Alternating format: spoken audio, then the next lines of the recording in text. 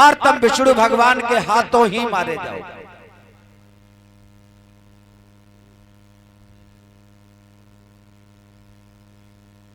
कथा प्रेमियों, इधर ध्यान देना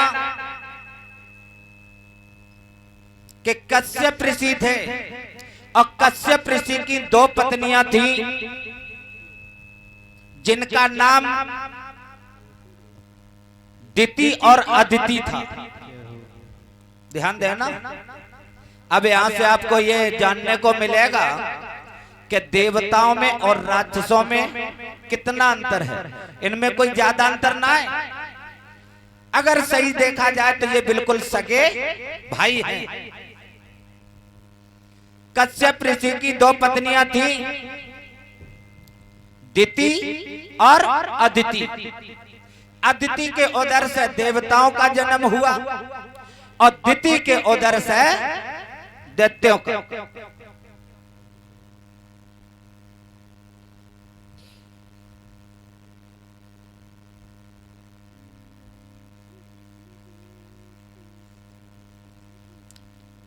देवता लोग जो भी कार्य करते थे तो मिलजुल के करते थे।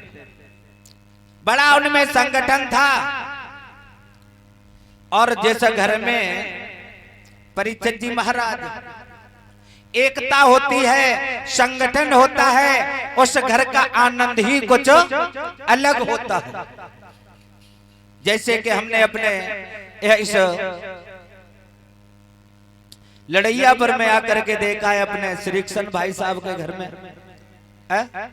अभी तक भाइयों में ऐसा ही नहीं लग रहा है कि कौन क्या कर रहा है। जो भी कार्य करते हैं मिलजुल के कर लेते हैं। ऐसे ही देवता लोग भी जो भी कार्य करते थे तो वो मिलजुल के करते थे। और जब मिलजुल के कार्य कर रहे हो तो वो 100% होके रहेगा। देवता लोग धीरे धीरे देवलोक का शासन करने लगे और जो दैत्य थे, राक्षस थे, उनको काम हतो दारू पीना, मांस खाना। और जब दारू पियोगे, मांस खाओगे तो बुद्धि ठिकाने पे रहेगी नहीं। शाम को वो लड़ेंगे, झगड़ेंगे, सर फोड़ेंगे, फिर कलेक्टरी दीवानी पे लड़ो। फिर वो लड़ने वाले कभी आगे नहीं बढ़ पाते हैं तो राक्षस बेचारे मक्खियां मार रहे हैं और देवता लोग अपना देवलोक का शासन करने लगे। एक दिन दिति के हृदय में ये भावना जागृत हुई। दिति के हृदय में ये भावना जागृत हुई कि भला अगर हमारे उधर से कोई बलवान बालक पैदा हो जाते जो इन देवताओं की बुरी दशा कर देते और इनका शासन भी खत्म कर देते। ऐसा भाव लेकर के दिति आज अपने पति कश्यप ऋषि के पास में पहुंच जाती है और अपने पतिदेव की सेवा को करने लगी है, पैर दबाने लगी है। कश्यप ऋषि ने कहा, देवी ये सेवा का वक्त नहीं है, संध्या का समय है, बैठो और भगवान का ध्यान करो। लेकिन वो नहीं मानी, पैरों को दबाने लगी, सेवा को करने लगी। कश्यप ऋषि ने कहा, देवी हम तेरी सेवा पर बड़े खुश हैं, तू हमसे मांग ले, क्या चाहती है। हाथ जोड़ के दिति कहने लगी, महाराज हमें ये आशीर्वाद दे दो कि मेरे उदर से बलवान बालक पैदा हो। कश्यप ऋषि ने कहा कि चिंता मत करो, तुम्हारे उदर से बलवान बालक पैदा हो। ये प्रमाण मिलता है कथा प्रेमियों। उसी बीच में वो दिति गर्भ धारण करती है और जैसे ही गर्भ धारण करती है और उधर वैकुंठ से जय और विजय की जीवात्मा मृत लोक में आती है और दिति के गर्भ में प्रवेश कर जाती है।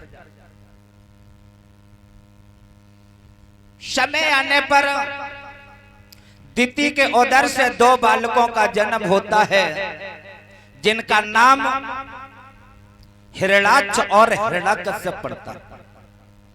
अब बात जाती कि वो तो ईश्वर की कृपा आती, वरदान मिला था, तो ईश्वर की ऐसी देन कि वो दिन दूने रात चौगने बढ़ने लगे। और जो लोग ताकत में ज्यादा हो जाते हैं फिर भी अपने समान किसी को मानते नहीं। हिरणाक्ष घूमता घामता जा रहा था, कोई भी अब उनका सामना नहीं करता। एक दिन हिरणाक्ष घूमता घामता नगर से थोड़ा दूर निकल गया और उधर से देव ऋषि नारद का आगमन हो गया। नारद इधर आओ। अरे तुम इधर उधर घूमते रहते हो, हम लायक कोई पहलवान हो तो बताओ, और अगर नहीं बता पा रहे हो तो फिर खुद लड़वे को तैयार हो जाओ।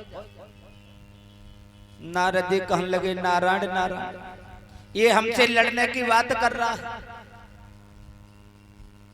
नारद जी बड़े असमंजस में फंस गए।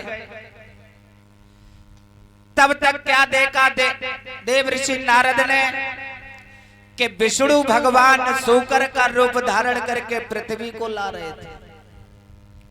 तो नारद जी अपनी भावई दूसरे के सर पे पटकने के चक्कर में बोले, हिरणाक्ष तुम यहाँ हमसे बहस करते हो, वो देखो विष्णु भगवान पृथ्वी को ला रहे हैं।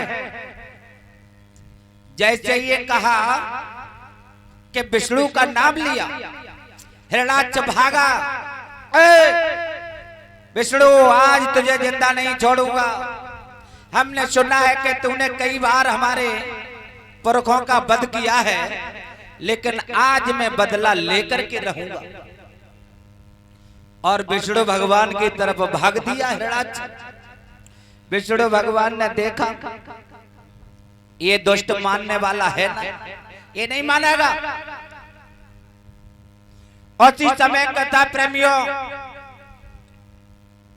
विष्णु भगवान ने पृथ्वी को तो जल पर रख दिया और अपने सुदर्शन को आदेश दिया कि दुष्ट के टुकड़े कर दो। आज सुदर्शन के द्वारा हिरणाक्ष का वध हो जाता। ये खबर हिरणाक्ष के भाई हिरण्यकश्यप को जब मिलती है तो बड़ा कष्ट हुआ और क्रोध में आकर के कहने लगा, अगर विष्णु तूने हमारे भाई का वध किया है तो मैं अपने भाई का बदला जरूर लेके रहूंगा। लेकिन दिमाग जो चीज से लगाओ